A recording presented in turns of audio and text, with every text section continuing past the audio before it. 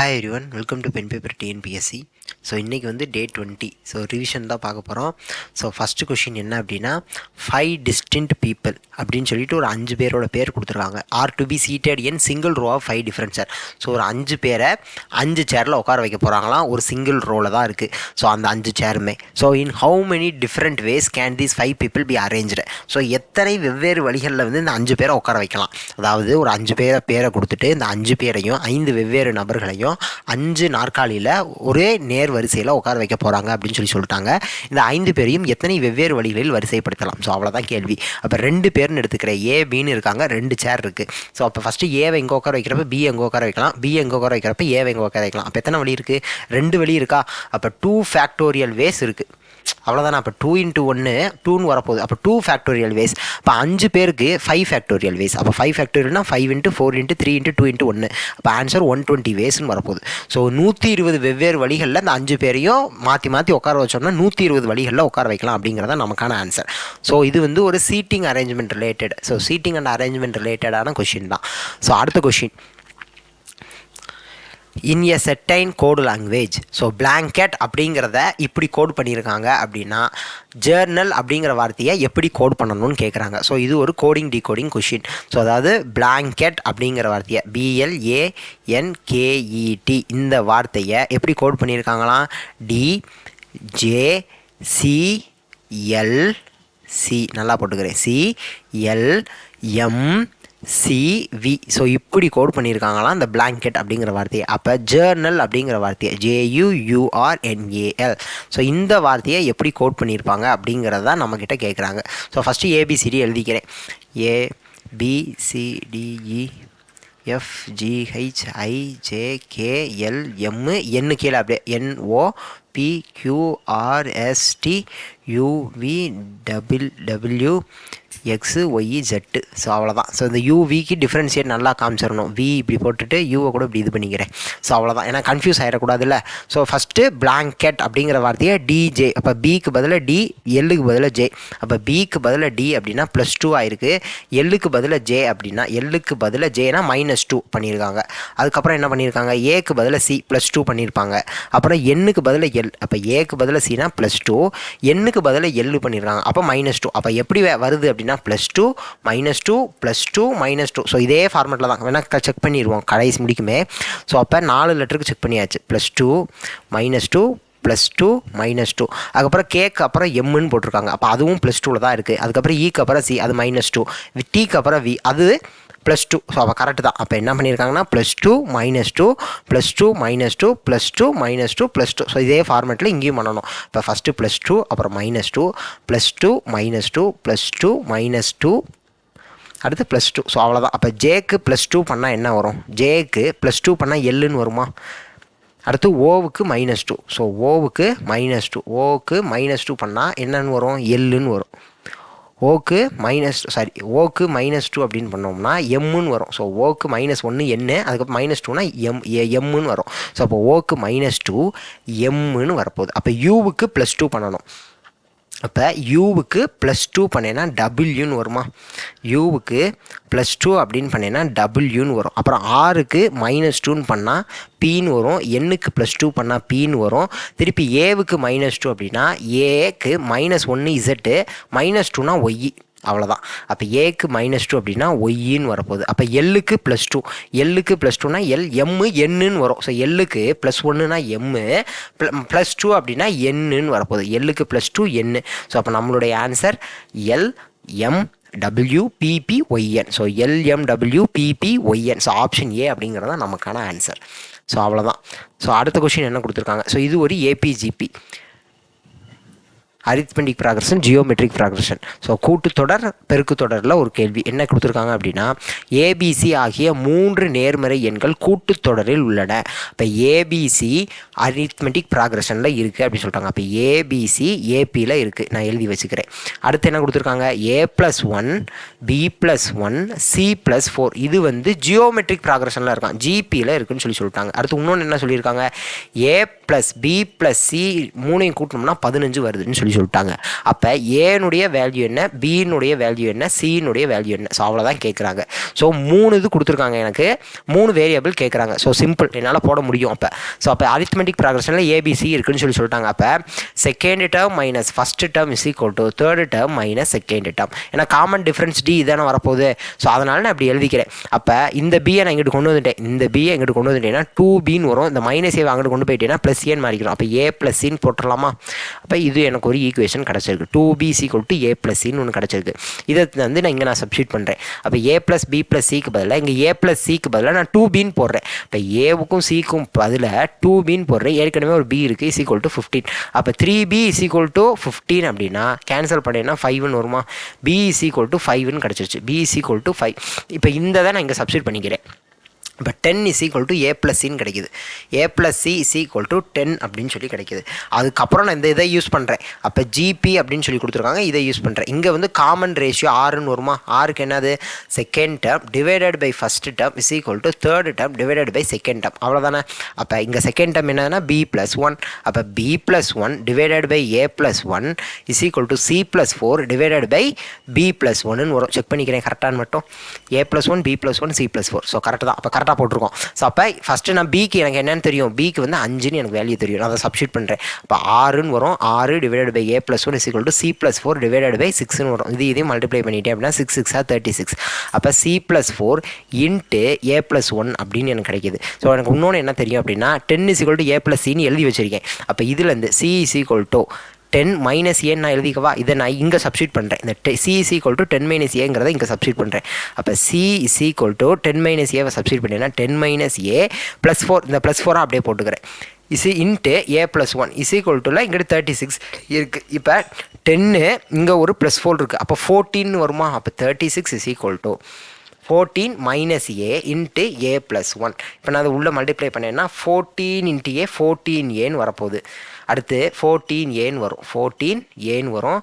அதுக்கப்புறம் என்ன அப்படின்னா -a × +a -a² வரும். அப்புறம் 14 × 1 +14. அதுக்கப்புறம் -a × 1 -aன்னு வரும். ஸோ இப்போ இங்கே 14a இருக்குது, இங்கே -a இருக்குது. அப்போ 13aன்னு வரும்.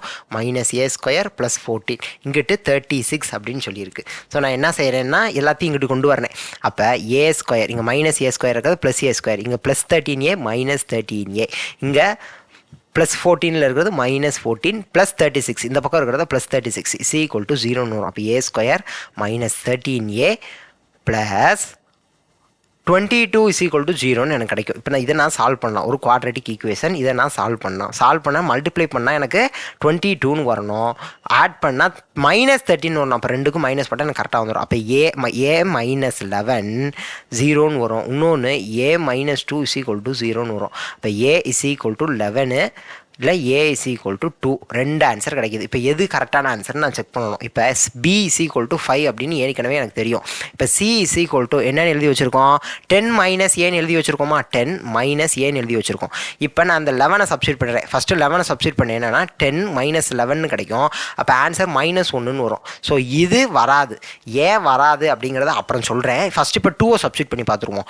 2 சப்ஸ்டியூட் பண்ணோம்னா c is equal to 10 - aக்கு பதிலாக 10 - 2ன்னு சப்ஸ்டியூட் பண்ணுவேன். அப்போ 8ன்னு வரும். அப்போ c is equal to 8. அப்போ a is equal to 2ஆக இருக்கிறப்ப c is equal to 8. அப்போ a is equal to 2, b is equal to 5, c is equal to 8. இதுதான் எனக்குரிய ஆன்சர். ஸோ இது 3 ஏபியில் இருக்கான்னு பார்த்துடலாமா?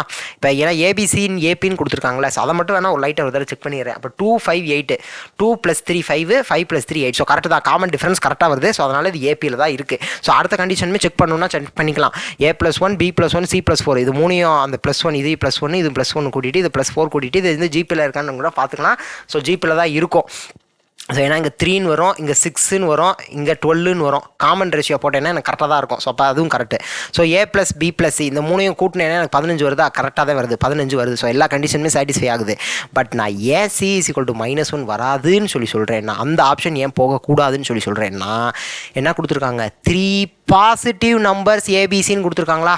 அப்போ c -1ன்னு வந்துருச்சுன்னா அது பாசிட்டிவாக வராதுல்ல, அது நெகட்டிவ் நம்பரில். அதனால அந்த ஆப்ஷன் நம்ம எடுக்கக்கூடாது. அப்போ கரெக்டான ஆன்சர் என்னதுன்னா a is equal to 2, b is equal to 5, c is equal to 8. அதுதான் நமக்குரிய கரெக்டான ஆன்சர்.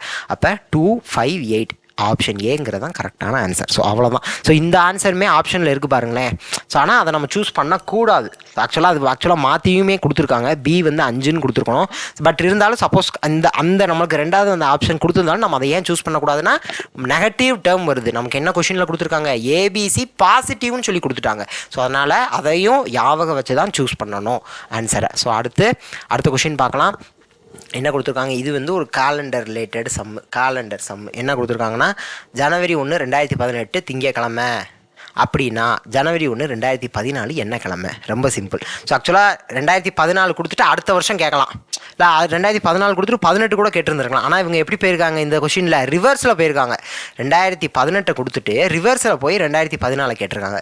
அப்போ நம்மளும் ரிவர்ஸில் போக கற்றுக்கணும். ஸோ அப்போ 2018 ஜனவரி 1 என்ன கிழமையா? திங்கக்கிழமையா. அப்போ ஜனவரி 1 2017 என்ன கிழமையாக இருந்திருக்கும்?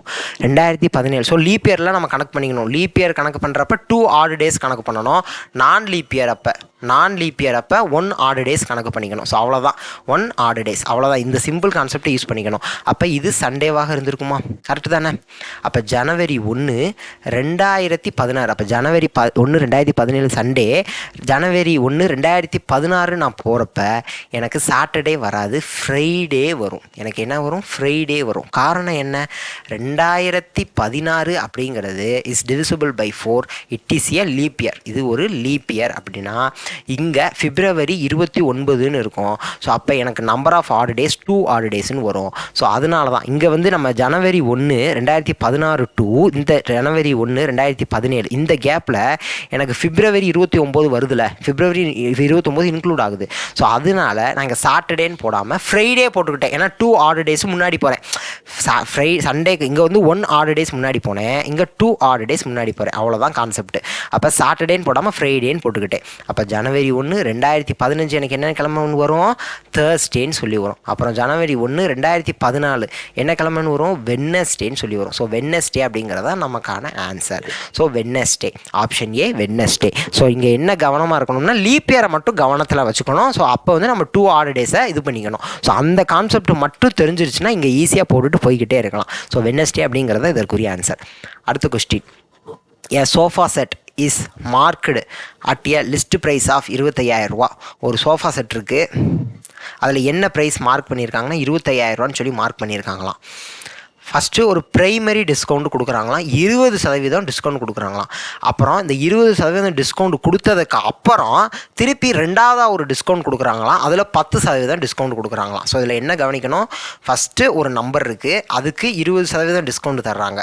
அப்போ திருப்பி அதுக்கப்புறம் ஒரு 10% டிஸ்கவுண்ட் தர்றாங்க. ஸோ அவ்வளோதான், இந்த கான்செப்ட் தான். ஸோ அப்போ 2 டிஸ்கவுண்ட் கொடுத்ததுக்கப்புறம் அதை கடைசியாக விற்றுருப்பாங்களே, அதனுடைய இறுதி விலை என்ன? அவ்வளோதான், இறுதியான விற்பனை விலை என்ன அப்படிங்கிறது தான் கேட்குறாங்க. ஸோ இது வந்து சக்ஸசிவ் டிஸ்கவுண்ட் கான்செப்ட். ஸோ இங்கே ப்ராக்கெட்டில் இருக்கு பாருங்களேன், சக்ஸசிவ் டிஸ்கவுண்ட். ஸோ இந்த கான்செப்ட் பேர் சக்ஸசிவ் டிஸ்கவுண்ட். ஏன்னா ஒரு தடவைக்கு 2 தடவை டிஸ்கவுண்ட் கொடுக்கணும், சக்ஸசிவாக கொடுக்கணும், சக்ஸசிவ் டிஸ்கவுண்ட். ஸோ நம்ம போடலாமா? ரொம்ப சிம்பிளானது. 25,000 ரூபான்னு மார்க் பண்ணியிருக்காங்க, மார்க்கெட் ப்ரைஸ் 25,000 ரூபா. ஃபஸ்ட்டு எவ்வளோ டிஸ்கவுண்ட் கொடுக்குறாங்க?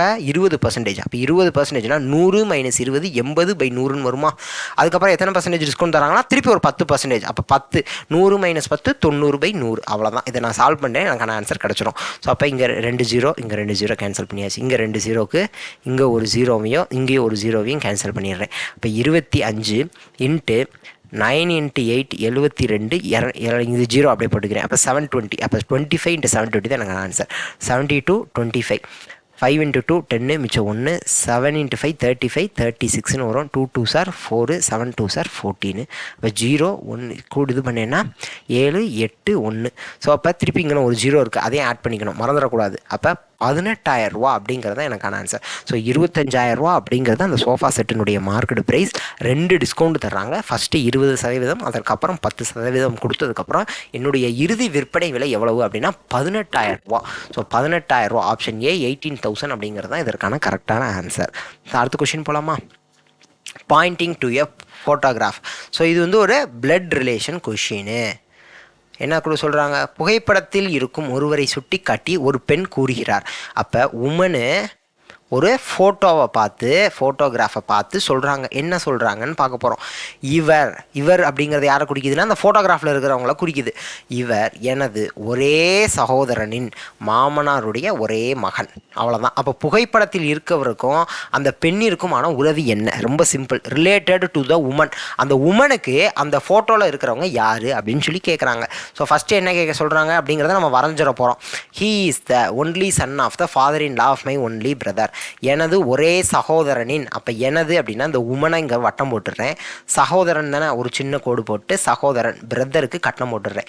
எனது ஒரே சகோதரனின் மாமனார்னா இவங்களோட ஒய்ஃபோட அப்பா, இவங்களுடைய ஒரே மகன் தான் இந்த ஃபோட்டோவில் இருக்கிறவங்கன்னு சொல்லிட்டாங்க. அப்போ இந்த உமனுக்கு இந்த ஃபோட்டோவில் இருக்கிறவங்க யார் அப்படின்னா என்னுடைய சகோதரனுடைய மாமனாரினுடைய ஒரே மகன். அப்போ இவருடைய சகோதரனுக்கு இவர் வந்து பிரதர் இன் லாவா, அதாவது இவருக்கு இந்த பொண்ணுடைய சகோதரருக்கு என்ன உறவு வேணும்? பிரதர் இன் லா வேணும். ஏன்னா அவங்களுடைய ஒய்ஃபினுடைய பிரதர். கரெக்டு தானே?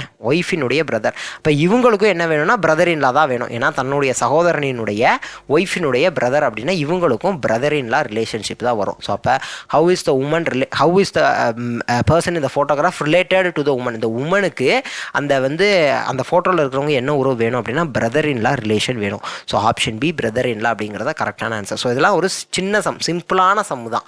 ஸோ அவ்வளோதான். நெக்ஸ்ட் கொஸ்டின் போயிடலாம். Find the least number which when divided by 12, 15, 20 and 24 leaves a remainder of 5 in each case. 12, 15, 20 மற்றும் 24. 12, 15, 20 மற்றும் 24 ஆகிய எண்களால் வகுக்கும் போது ஒவ்வொரு முறையும் 5ஐ மீதியாக தரக்கூடிய மிகச்சிறிய எண் என்ன அப்படின்னு சொல்லி கேட்குறாங்க. ஸோ இது வந்து ஒரு எல்சிஎம் கான்செப்ட் தான். அப்போ ஏதோ ஒரு நம்பர் இருக்குது, அதை நான் 12 வச்சு டிவைட் பண்ணுறேன், அப்பயும் எனக்கு ரிமைண்டர் என்ன வருதான்? 5 வருதான். 15 வச்சு டிவைட் பண்ணுறேன், அப்பயும் எனக்கு ரிமைண்டர் என்ன வருதான்? 5 வருதான். 20 வச்சு டிவைட் பண்ணுறேன், அப்பயும் எனக்கு ரிமைண்டர் 5 வருதான். 24 வச்சு டிவைட் பண்ணுறப்பையும் எனக்கு 5 ரிமைண்டர் வருது. ஸோ ரொம்ப சிம்பிள். இந்த 4 நம்பருக்கு எல்சிஎம் எடுக்க போகிறோம். ஸோ 12, 15, 20, 24, 24. இதுக்கு எல்சிஎம் எடுத்தேன். ஃபஸ்ட்டு 2ஆல் டிவைட் பண்ணுறேன். 6, 15 அப்படியே வரும். 10, 12 திருப்பி ஒரு 2ஆல் 3 2 சார் 6, இங்கே 15 அப்படியே வரும். 5 2 சார் 10, 6 2 சார் 12 திருப்பி ஒரு 2ஆல் 3 அப்படியே இருக்கும். 15 5 இங்கே மட்டும் 3 2 சார் 6ன்னு வரும். ஃபஸ்ட்டு அடுத்து 3ஆல் டிவைட் பண்ணால் இங்கேயும் 1 இங்கேயும் 1 இங்கே 5 அப்படியே இருக்கும். இங்கே 5 3 சார் 15. அப்புறம் 5ஆல் டிவைட் பண்ணேன்னா 1 1 1 1ன்னு வந்துட போகுது. அவ்வளோதான். அப்போ எல்சிஎம் என்ன அப்படின்னா 2 × 2 4, 4 2 சார் 8, 8 3 சார் 24, 24 × 5 120 அப்படிங்கிறதா என்னுடைய எல்சிஎம். அப்போ 120ங்கிறது எல்சிஎம் கிடச்சிச்சு. அப்போ ரிமைண்டர் என்ன வருதா? ஒவ்வொரு தடவையும் வகுக்கிறப்ப 5ன்னு வருதா? அந்த 5 கூட்டிக்கணும். அவ்வளோதான் எனக்கான ஆன்சர். இப்போ 125 அப்படிங்கிறத எனக்கான ஆன்சர். நம்ம வேணால் செக் பண்ணி பார்த்துடலாம். 125 12ஆல் டிவைட் பண்ணுறப்பையும் எனக்கு ரிமைண்டர் 5 வரும். 125 15ஆல் டிவைட் பண்ணுறப்பையும் எனக்கு ரிமைண்டர் 5 வரும். ஸோ இப்போ 125 15ஆல் டிவைட் பண்ணுறேன் அப்படின்னா 15, ஸோ 9ன்னு போடலாமா? ஏன்னா 15 10 150. அப்போ 15 × 9 135ன்னு வரும். அப்போ இன்னும் ஒரு 15 நான் குறைச்சிட்டேன்னா 120ன்னு சொல்லி வருமா? 120ன்னு சொல்லி வரும்ல. அப்போ 120னா 8. ஸோ 15 8 120, 15 8 120. அப்போ ரிமைண்டர் 5 வருதா? கரெக்டு தானே? அதே மாதிரி 125 20ஆல் டிவைட் பண்ணுறப்பையும் 120ன்னு வரும். அப்போ ரிமைண்டர் எனக்கு 5. கரெக்டாக வந்துருச்சா? அப்போ 125 24ஆல் டிவைட் பண்ணுறப்பையும் எனக்கு ரிமைண்டர் 5 வரும். ஸோ கரெக்டாக தான் வருது. அப்போ ஆன்சர், நமக்கான ஆன்சர் ஆப்ஷன் ஏ 125. ஸோ ஒவ்வொரு தடவையும் இந்த 125 நான் இந்த கொடுத்த நம்பரால் டிவைட் பண்ணுறப்ப எனக்கு ஒவ்வொரு தடவையும் ரிமைண்டர் 5 வருது. ஸோ சிம்பிளான கான்செப்ட். எல்லாத்துக்கும் எல்சிஎம் எடுக்கிறோம், ப்ளஸ் 5 ஆட் பண்ணிக்கிறோம். ஏன்னா ரிமைண்டர் வந்து ஒவ்வொன்றிலையும் 5ன்னு சொல்லிட்டாங்க, அதனால் ப்ளஸ் 5 ஆட் பண்ணிக்கிறேன். அவ்வளோதான். ஸோ அடுத்த கொஸ்டின் என்ன? ஒரு டைம் அண்ட் ஒர்க்லேருந்து ஒரு question. Time and work. So சிம்பிளான கொஸ்டின் தான். என்ன? A can do a certain job in 12 days. A ஒரு வேலையை 12 நாட்களில் முடிப்பார். அடுத்து B is 60% more efficient then A. அப்போ பி என்பவர் ஏஐ காட்டிலும் 60% அதிக திறனுடன் வேலை செய்பவர். அப்போ ஏ 100% வேலை செய்கிறாரு அப்படின்னா பி வந்து 60% அதிகமாக, அப்போ 160% வேலை செய்வார். அவ்வளோதான். ஸோ அப்போ how many days does B alone take to do the same work? அப்போ பி மட்டும் வேலையை செஞ்சார் அப்படின்னா எத்தனை நாளில் முடிப்பார்? ரொம்ப சிம்பிள். ஏ 100 எஃபிஷியன்சி எஃபிஷியன்சியோட வேலை செய்கிறப்ப 12 நாளாம். அப்போ 160 எஃபிஷியன்சியோட வேலை செய்கிறப்ப எத்தனை நாள்? ரொம்ப சிம்பிள். 100 எஃபிஷியன்சியோட வேலை செய்கிறப்ப 12 நாள் ஆகுதான். அப்போ 160 எஃபிஷியன்சியோட வேலை செய்கிறப்ப எத்தனை நாள்? அந்த எக்ஸுங்கிறத நம்ம நம்பர் ஆஃப் டேஸ் பி மட்டும் செஞ்சார்னா எவ்வளோ நாளில் செஞ்சு முடிப்பார். ஸோ இதை சால்வ் பண்ணிட்டேன், எனக்கு ஆன்சர் கிடச்சிரும். 0வையும் கேன்சல் பண்ணுறேன். 5 2s 10, 8 2s 16, 3 4s 12, 2 4s 8. அப்போ 15/2 அப்படிங்கிறது என்னுடைய ஆன்சர். அப்போ 7.5 நாளில் முடிச்சுருவாராம். பி மட்டும் செஞ்சார் அப்படின்னா 7.5 நாளில் இந்த வேலையை முடிச்சிருவார். ஆப்ஷன் பி அப்படிங்கிறது தான் என்னுடைய ரைட் ஆன்சர். பி மட்டும் செஞ்சாருன்னா 7.5 நாளில் முடிச்சிருவாராம். அவ்வளோதான். அடுத்த கொஸ்டின் போகலாமா?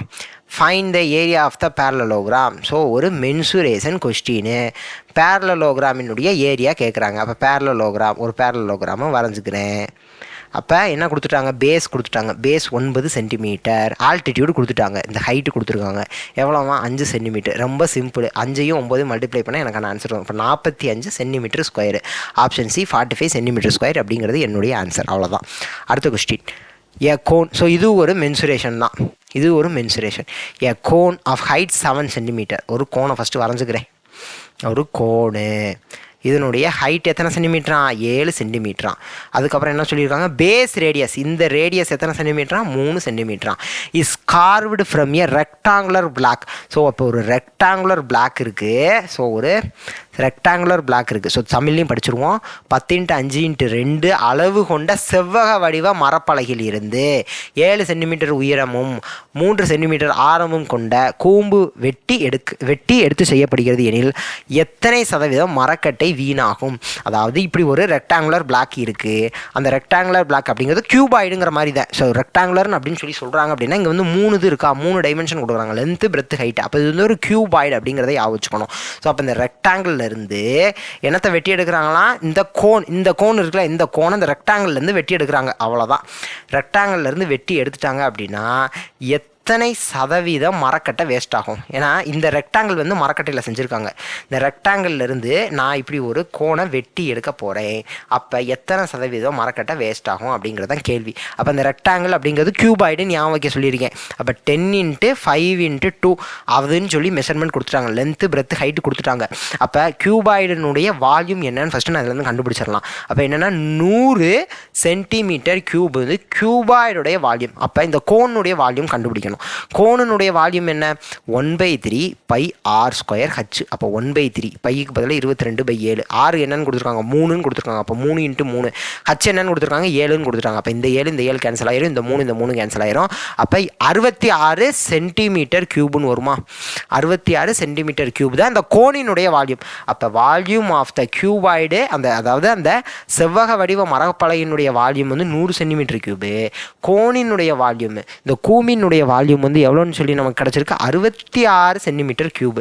அப்போ எவ்வளோ மரக்கட்டை வீணாக இருக்கும் அப்படின்னா மொத்தம் 100 சென்டிமீட்டர் கியூப்லேருந்து 66 சென்டிமீட்டர் கியூபை கழிச்சிட்டு டிவைடட் பை 100. அந்த 100ங்கிறது அந்த மரப்பலகையினுடைய வால்யூம் இன்ட்டு 100%. அவ்வளோதான் ஆன்சர். ஸோ இப்போ 100 - 66 என்னென்னு கிடைக்கும்? 34. ஆமாம், எஸ் 34. இந்த 100 கேன்சல் பண்ணிட்டேன். அப்போ 34% மரப்பலகை வந்து வேஸ்ட் ஆகிருக்கும். ஸோ 34%. ஆப்ஷன் ஏ 34% அப்படிங்கிறது இதற்கான சரியான விடை. அவ்வளோதான். ஸோ என்ன செய்கிறோம் அப்படின்னா கூம்பை தானே வெட்டி எடுக்கிறோம். அப்போ எதுலேருந்து வெட்டி எடுக்கிறோம்? மரப்பலகையிலேருந்து வெட்டி எடுக்கிறோம். அப்போ மரப்பலகையினுடைய வால்யூம் மைனஸ் கூமியினுடைய வால்யூம் டிவைடட் பை மரப்பலகையிலேருந்து தானே வெட்டி எடுக்கிறோம். அதனால் மரப்பலகையினுடைய வால்யூம் இன்ட்டு 100 போட்டோம்னா நமக்கான ஆன்சர் கிடச்சிரும். ஸோ அவ்வளோதான். ஸோ இது வந்து வால்யூம் ஆஃப் த அந்த மரப்பலகை. ஸோ இது வந்து வால்யூம் ஆஃப் த கூம்பு. ஸோ கீழே அந்த வால்யூம் ஆஃப் த அந்த கியூபாய்டு, அதாவது அந்த மரப்பலகையினுடைய வால்யூமை போட்டுக்கிறேன். செவ்வக வடிவ மரப்பலகை. ஸோ இன்ட்டு 100 போட்டேன்னா எனக்கான ஆன்சர் கிடச்சிரும். அவ்வளோதான். அடுத்த கொஷின் என்ன கொடுத்துருக்காங்க? Find the missing number. So இப்படி ஒரு இது கொடுத்துட்டு இதனுடைய அடுத்த டேர்ம் என்ன அப்படின்னு சொல்லி கேட்டிருக்காங்க. அப்போ ஃபஸ்ட் நான் எழுதிக்கிறேன். 1 4 4 8 10 14 16. இதுக்கு அடுத்த டேர்ம் என்னன்னு சொல்லி கேட்குறாங்க. ஸோ நம்ம ஃபஸ்ட்டு டிஃப்ரென்ஸ் ஆஃப் டிஃப்ரென்ஸு, அதுக்கப்புறம் multiplication of preceding number. So அதாவது முன்னாடி இருக்கிற நம்பரை மல்டிப்ளை, ஏதோ ஒரு நம்பர் 1ஆலேயோ 2ஆலேயோ மல்டிப்ளை பண்ணால் அடுத்த டேர்ம் கிடைக்கும். ஸோ அதேமாதிரி ப்ரிசீடிங் நம்பரை ஆட் பண்ணணும். ஸோ அதாவது இந்த டேர்ம் ஆட் பண்ணால் அடுத்த டேர்ம் கிடைக்கும். இந்த 2 டேர்ம் ஆட் பண்ணால் அடுத்த டேர்ம் கிடைக்கும். ஸோ இந்த மாதிரியான விஷயங்கள் இருக்குது. அதுக்கப்புறம் ஏதோ ஒரு நம்பரை ஸ்கொயர் பண்ணி ஆட் பண்ணணும், இல்லை ஸ்கொயர் பண்ணி மைனஸ் பண்ணணும், க்யூப் பண்ணி ஆட் பண்ணணும், க்யூப் பண்ணி மைனஸ் பண்ணணும். ஸோ இந்த மாதிரியான விஷயங்கள் இருக்குது. ஸோ இதெல்லாம் போட்டு பார்த்தோம் அப்படின்னா இது வந்து ப்ரைம் நம்பர் கான்செப்ட் யூஸ் பண்ணியிருக்காங்க. ஸோ ப்ரைம் நம்பர், ஸோ அப்போ ப்ரைம் நம்பர்னால் 2 3 5 7 9 வராது 11 13 அதுக்கப்புறம் 15 வராது 17 அதுக்கப்புறம் 19.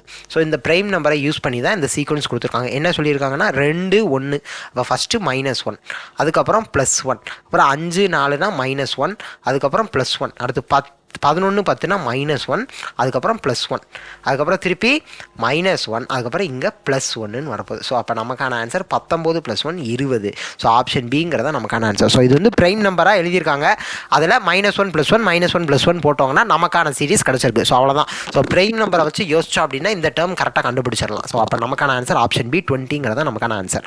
அடுத்த question, Sara borrowed $2500 from a friend to start a small business. ஒரு பிஸ்னஸ் ஆரம்பிக்கிறதுக்காக $2500 வந்து தன்னுடைய ஃப்ரெண்ட்ட கடன் வாங்குறாங்க. ஸோ 9 மாதத்துக்கு அப்புறம் அவங்க வந்து அந்த கடனை திருப்பி கொடுத்துட்றாங்க. எவ்வளோ மொத்தம் கொடுக்குறாங்கன்னா $2650 கொடுக்குறாங்க.